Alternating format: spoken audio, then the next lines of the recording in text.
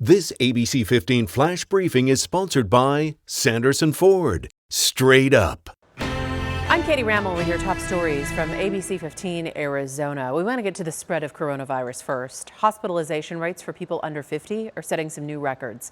The biggest jump is people in their 30s and kids under 18. The CDC says those rates are 30% higher than their previous peak in early January. Here in Arizona, though, we're seeing a large chunk of our hospitalizations among 20 to 44-year-olds, with more than 14,000 people currently in inpatient care and 9,700 people who are between 45 and 54 years old in the hospital. But of course, the biggest number of hospitalizations we're seeing is still ages 65 and older, with more than 30,000 people. A survey shows more and more Americans are nervous about COVID once again.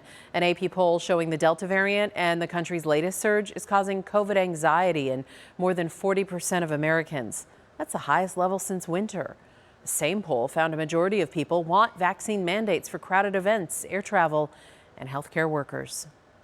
If you still need to get vaccinated, tomorrow the Phoenix Union School District hosting a vaccination event for anyone 12 years and older. You could get vaccinated at Metro Tech High School. It runs from 9 to 5. An update now on the story the ABC15 investigators broke. The former head of an Arizona prison officers union now heading to prison himself.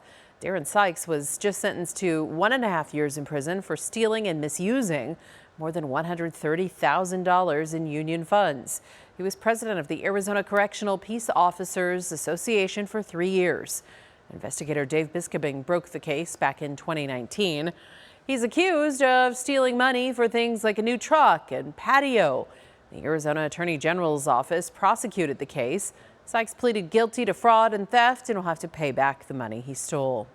Now to a travel alert. Limitations on cross-border travel extended once again. So travel from Mexico and Canada is now being restricted until September 21st. It was supposed to end tomorrow, but once extended due to concerns over the COVID Delta variant. That, though, is having a big impact economically. Looking at travel from Canada, the average Canadian spends $3,000 per trip to the U.S., including trips to Arizona. So that means our economy lost $4 billion in Canadian spending just in the final quarter of 2020 alone. The White House taking steps to cancel student debt for many Americans with disabilities. Those with limited income due to severe and permanent disabilities will not have to pay back their loans. The debate over how to handle the country's $1.8 trillion of student debt is heating up on Capitol Hill. Lawmakers say they're still working to see if canceling the debt outright would be legal. Now to a traffic alert, a warning if you plan to head on Valley freeways. I-10 closed near Sky Harbor starting tonight. The westbound 10 will be closed from the 143 to the 17 from 10 tonight until Monday morning. This is part of the Broadway Improvement Project. The on-ramps at Elliott, Baseline, and Broadway will also be closed. After weeks of monsoon rain, temperatures in the valley are skyrocketing once again, and so the Human Services campus in downtown Phoenix is opening up their cooling center through the end of September to provide water and shade to those who are experiencing homelessness. Alamo Drafthouse movie theaters also across the valley getting a new name. Starting next month, they'll become Majestic Theaters after the local franchise owners and the Texas-based movie theater chain agreed to part ways. There are 3 locations in the valley: Chandler, Gilbert, and Tempe. Simone Biles coming to Arizona. She's part of the Gold Over America tour, bringing the best gymnasts together for some powerful performances. 2 more gymnasts will also be in the mix with her. The tour kicks off September 21st in Tucson. The next day, the show continues in Glendale. Tickets are about $21.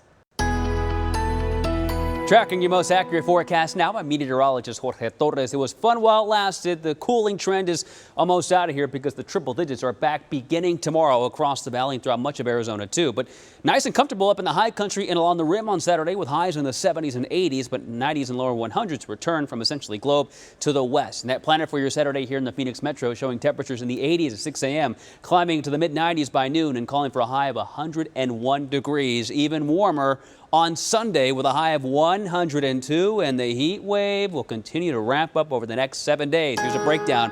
Again, 101 and 102 Saturday and Sunday.